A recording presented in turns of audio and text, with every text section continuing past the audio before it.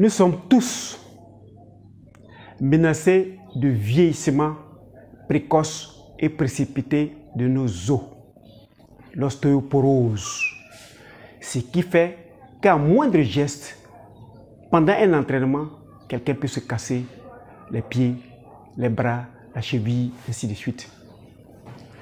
Nous sommes aussi menacés par des douleurs articulaires aiguës, insoutenables, douleurs à l'articulation du poignet, douleurs au coude, douleurs à l'épaule, douleurs au genou. L'arthrose.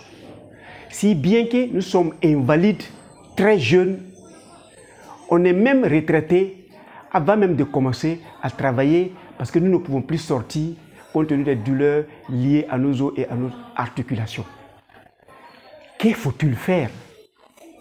En 5 vidéos, nous saurons ce que c'est que l'arthrose, l'ostéoporose, comment l'éviter toute notre vie et surtout ceux qui ont des arthroses et ostéoporose, comment en guérir totalement et définitivement.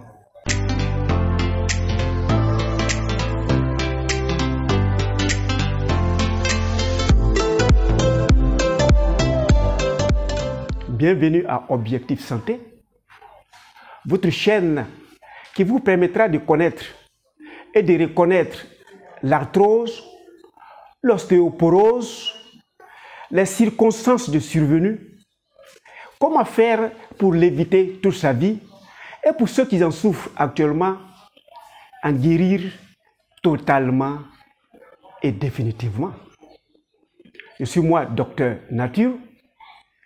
Je vais vous faire découvrir la médecine de la santé à l'opposé de la médecine de la maladie.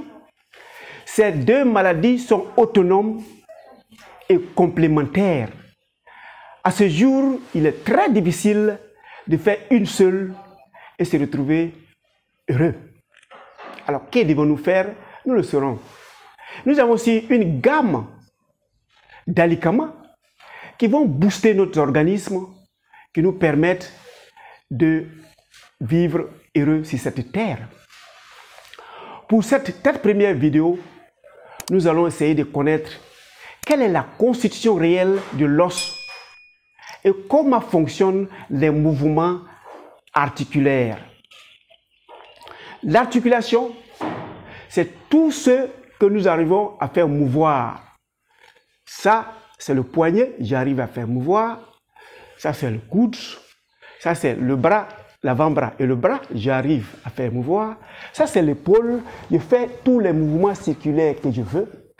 Et au niveau de la colonne vertébrale, j'arrive à faire des mouvements. Donc, pendant ces 5 vidéos, nous apprendrons à sortir du lit quand nous nous réveillons. Alors, comment est constituée l'articulation? Prenons l'exemple actuellement du poignet. J'arrive à faire le mouvement de la main comparativement au bras. Parce que ces deux os se rejoignent ici. Mais qu'est-ce qui se passe exactement à ce niveau qui est valable à toutes les autres articulations? L'articulation, c'est deux os vis-à-vis qui se font face et qui sont reliés par des tendons et des muscles. Et dans la lumière de cette articulation passent des veines, passent des neurones, des nerfs qui permettent de nourrir ces deux éléments. Donc l'articulation, quand nous le mettons tout juste au bout des deux os, nous avons le cartilage.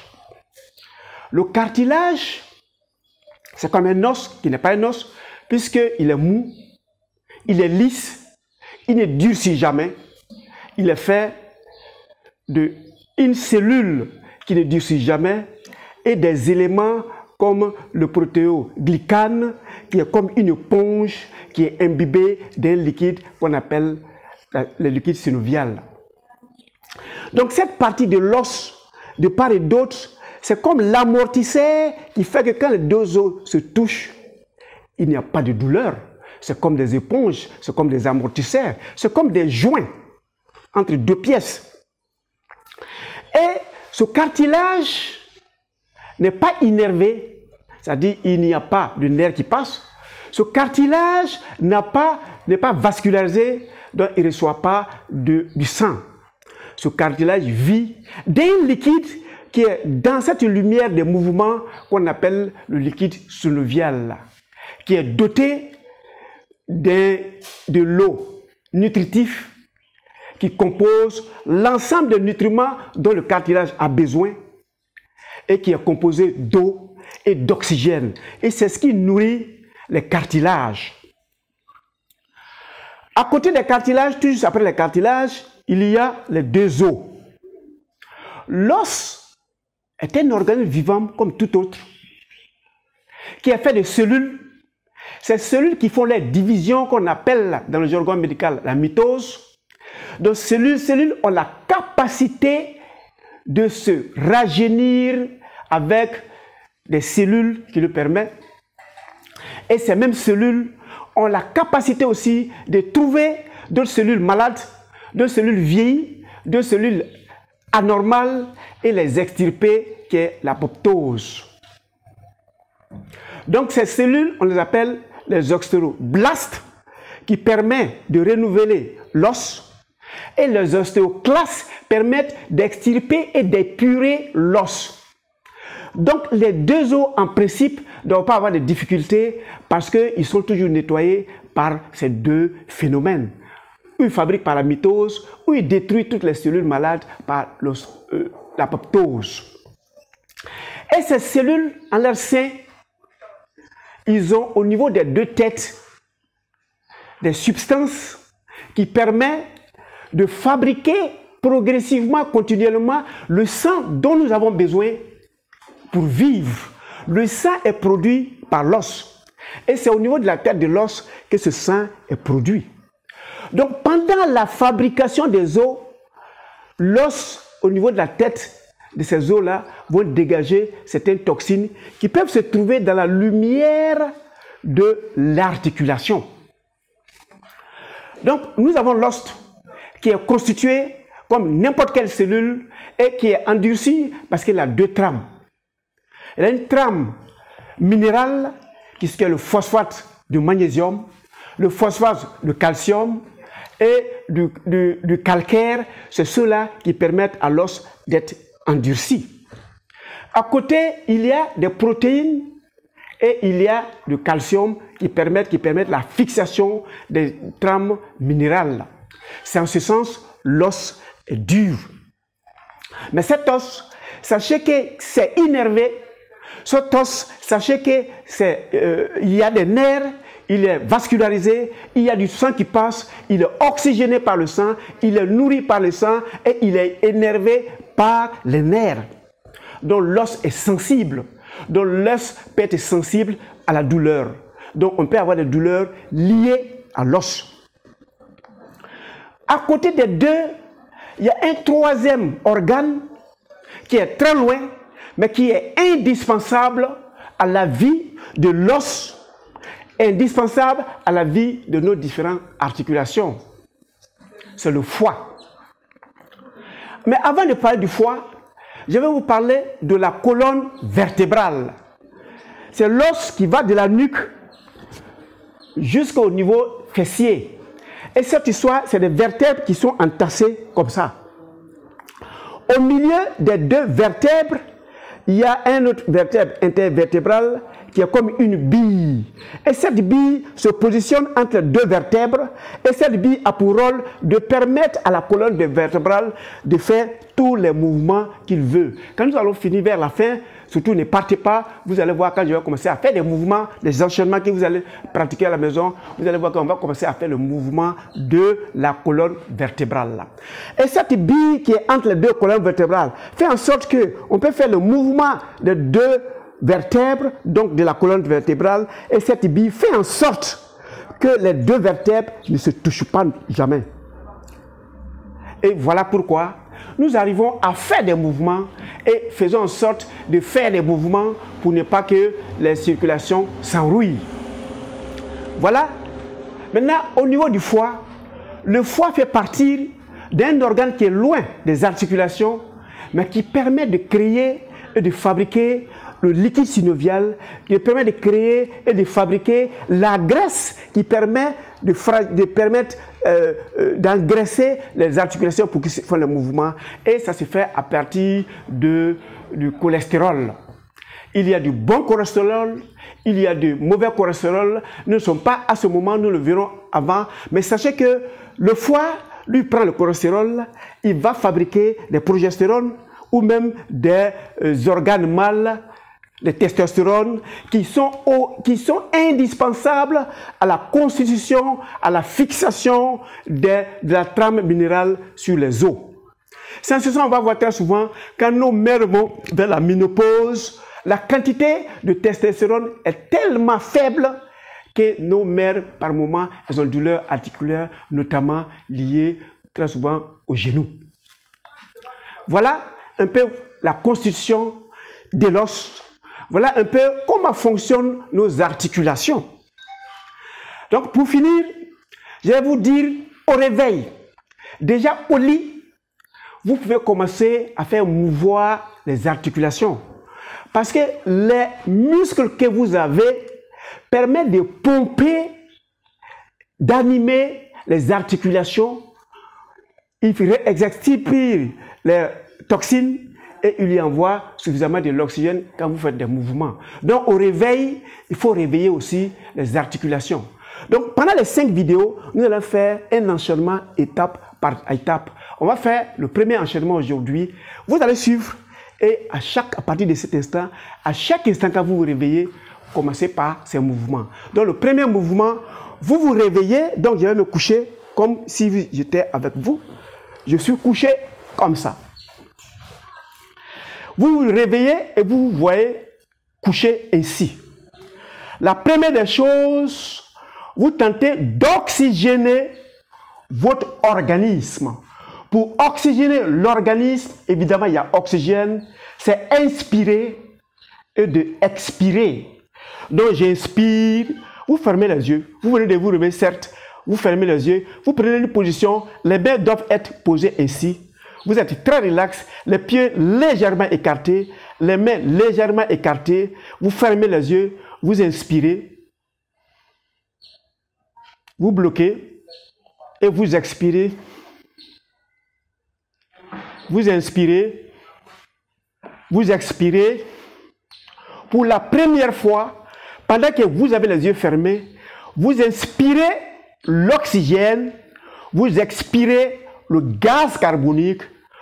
Dans votre pensée, je inspire la vie, j'expire la mort, j'inspire la santé, j'expire la maladie, j'expire la joie, j'expire la tristesse. Vous faites ça en 2 ou 3 minutes. Donc vous êtes suffisamment oxygéné pour commencer à réveiller les autres organes. Vous pouvez commencer par le pied. Vous collez les 2 pieds et vous faites les mouvements circulaires des pieds. Donc l'articulation au niveau des pieds commence à se réveiller. Et les muscles à ce niveau vont pomper les toxines qui ont pris le temps de s'installer pendant que vous dormiez et vous allez l'oxygéner avec la quantité d'air que vous venez de prendre. Vous l'avez réveillé, vous commencez maintenant au genou. Vous pliez le genou jusqu'à ce que votre force vous permette. Si c'est à ce niveau, vous restez. Ce n'est pas obligatoire, surtout ce n'est pas forcé. Si vous pouvez avancer, vous avancez. Si vous pouvez avancer, vous avancez. Mais ne forcez pas du tout. Où ça s'arrête, vous pouvez délimiter. Vous remarquez cette partie. Et demain, quand vous allez faire, vous faites tout pour dépasser où vous étiez arrêté hier. Si vous avez fait, vous descendez. Vous prenez l'autre, ça dépend. Certains vont mettre à ce niveau. Ça ne fait rien. Mais regardez comment j'ai placé le pied. Si vous placez, vous le placez à plat comme ça.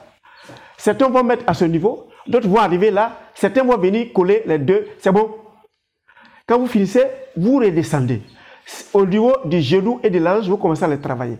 Vous les montez, vous les descendez, vous les montez, vous les descendez, vous les montez, vous les descendez. Quand vous avez fini à ce niveau, vous allez essayer de remonter. Cette fois, on va au niveau de la colonne vertébrale. Vous remontez progressivement. Si c'est ainsi, vous vous arrêtez. Arrêtez-vous. On n'a rien à forcer. On n'a rien à faire obligatoirement. La nature s'est fait naturellement. Si vous pouvez avancer, vous le faites. Si vous pouvez continuer, vous le faites. Mais arrêtez-vous où votre force s'arrête. Si c'est ainsi, on s'arrête. Vous vous arrêtez et vous restez quelques 2 ou 3 minutes. Vous redescendez, vous vous couchez tel que vous étiez. Et vous prenez le temps de vous reposer. Et quand vous avez fait, vous faites une deuxième fois. Les deux mains vont vers le gros orteil. Je n'ai pas dit obligatoirement de les attraper, mais où vos forces s'arrêtent, vous vous arrêtez. Où votre force s'arrête, tant que vous pouvez avancer, vous avancez. Bon, aujourd'hui, on va s'arrêter là. Aujourd'hui, j'ai remarqué que je n'ai pas pu toucher mes gros orteils. Demain, je ferai mieux d'avancer un peu plus jusqu'à ce que je touche. Mais on est à ce niveau. Vous faites, quand vous êtes au niveau de la colonne vertébrale, vous faites mouvoir la bille et le disque intervertébral et vous vous reposez. Voilà. Donc, vous allez... Vous descendez, vous allez et vous descendez. En 5 minutes, vous avez pu réveiller les organes avec cette position, avec cet enchaînement. Dans la prochaine vidéo, nous allons corser. Donc, on va aller étape par étape jusqu'à la 5e vidéo. Nous aurons fini l'enchaînement qu'il faut et qu'on peut faire dans le canapé, si c'est là-bas on dort, sur la natte, si c'est sa place, dans le lit, quel que soit le lieu où tu es, au réveil, tu peux le faire pour réveiller l'organisme et de lutter contre les rouilles des articulations. Et progressivement, vous allez vous sentir mieux. Merci pour ceux qui ne l'ont pas encore fait de cliquer sur s'abonner et sur la cloche afin que nous restions ensemble, surtout pendant cet enchaînement que nous sommes en train de monter jusqu'à la 5e vidéo. Et je souhaiterais que vous cliquez sur liker pour me démontrer que vous êtes heureux de ce que vous faites. Surtout, je demande aux uns aux autres de commenter. J'ai besoin de vos commentaires. Ça peut être un oui, ça peut être félicitations, ça peut être merci, ça peut être même dire que je ne suis pas satisfait, il faut ajouter cela dessus. Donc, dans la 2e vidéo, nous allons savoir comment naissent les douleurs articulaires. Mais d'ici là, retenez que l'objectif de Docteur Nature, c'est votre santé. Et je vous souhaite de vivre excellemment bien.